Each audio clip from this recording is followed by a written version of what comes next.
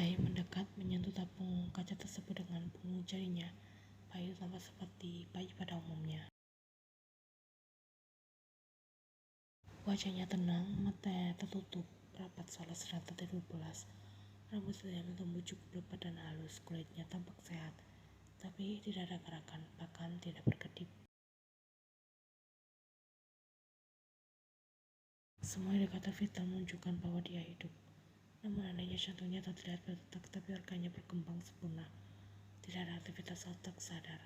Dia tidak bangun, tidak merespon suara, cahaya, atau sentuhan. Jelas Profesor Min dengan wajah serius.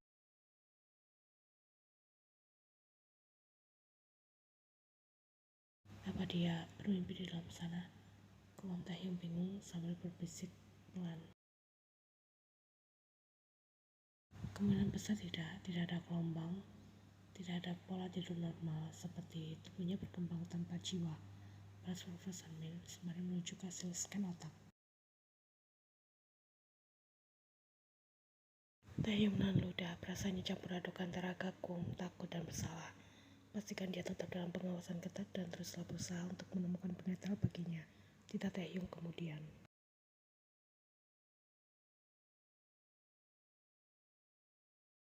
Profesor Min menatapnya ragu. Anda yakin ingin mempertahankannya? Tahyung tak menjawab, ia hanya memandangi embrio itu. Dan kini lebih pantas disebut sebagai bayi karena perubahan bentuknya, tapi tak pernah tertawa, menangis, atau bahkan membuka mata. Kita harus memusnahkannya, ucapnya tiba-tiba yang membuat Tahyung terkejut. Apa maksudmu? Dia bukan lagi bayi milik kita sepenuhnya. Leven telah membentuknya sedemikian rupa. Jauh bilang ada kemungkinan dia bisa membahayakanmu suatu hari nanti, jawab Yen. Tahi mengatupkan rahangnya kuat, hatinya tercapik antara logika dan perasaan.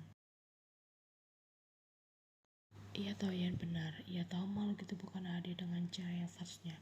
Namun bisakah ia benar-benar memusnahkan satu-satunya sisa dari anak pertama mereka? Perlahan ia menoleh ke Profesor Min dan berbicara dengan nada dalam. Matikan semua proses regeneratifnya. Biarkan dia tetap hidup, tapi jangan biarkan dia tumbuh.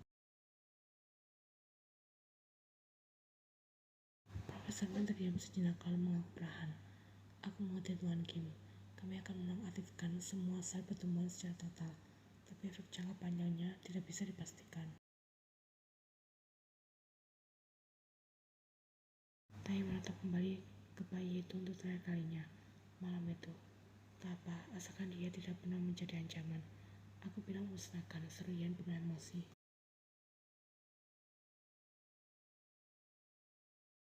Kedua mata Yen berair, tapi suaranya tegas.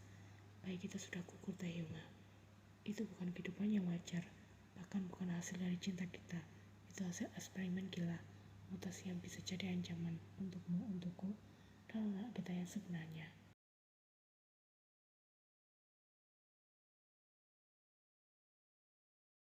Dia juga anak kita, ucap Tahyung dengan suara pecah. Mungkin bukan lahir dari rahimmu, tapi dari rasa bersalahku, rasa kehilangan karena aku gagal melindungi kalian.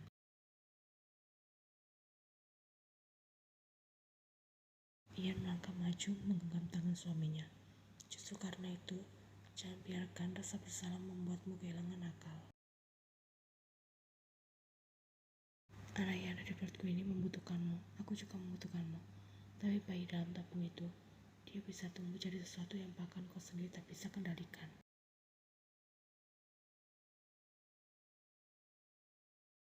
Dia tidak pernah minta untuk diciptakan, gumam Tahyung lirih. Ian melah nafas, air matanya jatuh.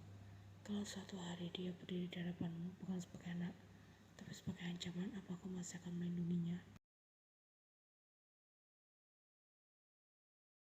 Tahyung tak menjawab, hanya menatap kosong ke arah tabung, di mana bayi itu hanya bisa mengambang di tengah tabung berisi cairan, seolah sedang tidur dalam damai. Suara Profesor Min kembali terdengar. Untuk saat ini kami masih bisa memusnahkannya. Kami sudah menemukan metode yang tepat, tapi keputusan terakhir ada pada kalian.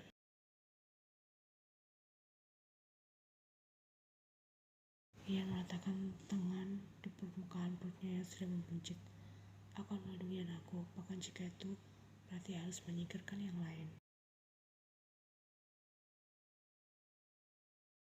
Tahi menunduk dalam, diam, terjebak dalam dilema antara penyesalan masa lalu dan tanggung jawab masa depan. Tidak untuk saat ini, berikan aku waktu berpikir terlebih dahulu sebelum mengambil keputusan final, balas Taehyung.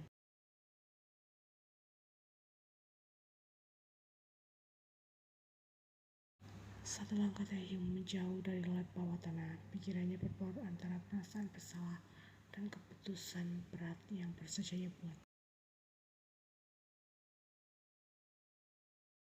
Di satu sisi, ia ingin melindungi Yen dari masa lalu.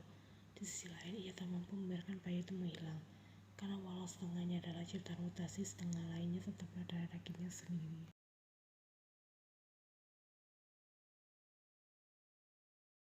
Taehyung hanya berharap Profesor Min bisa segera menemukan penetral.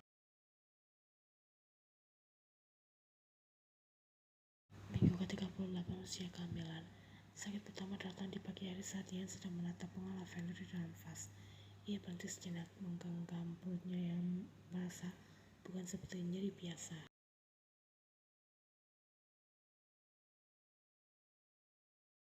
Taehyung melihat dari jauh, langsung panik. Apa aku mengalami kontraksi? Tanya Taehyung terburu-buru sambil membantu Yen duduk di kursi. Sebenarnya iya, tapi belum terlalu sering. Aku masih bisa bernafas. Jawab Yen tenang.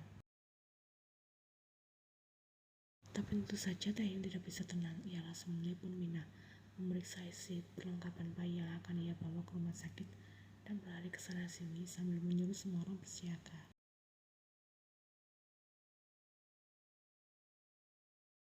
Sayang, panggil Yen dengan senyum kecil.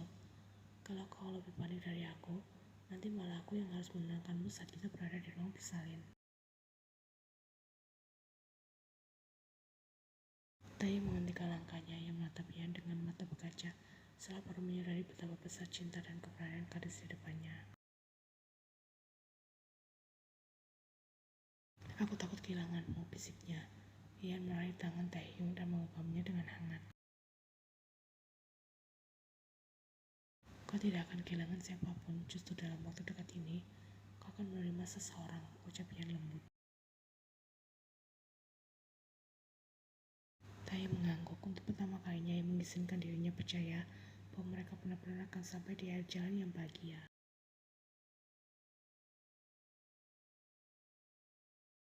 Dan mengenai bayi pertama mereka, Taehyung sudah memutuskan untuk menonaktifkan sel pertumbuhannya.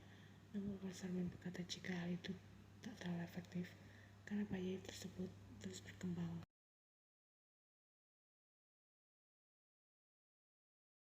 Berat badannya selalu hampir menyamai berat badan sang adik yang masih berada di dalam kandungan Yen.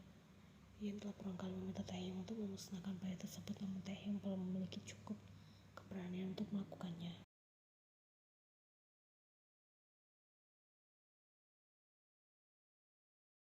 Lelaki itu tak siap untuk kehilangan kedua kalinya dan kembali hidup dengan dipenuhi rasa bersalah.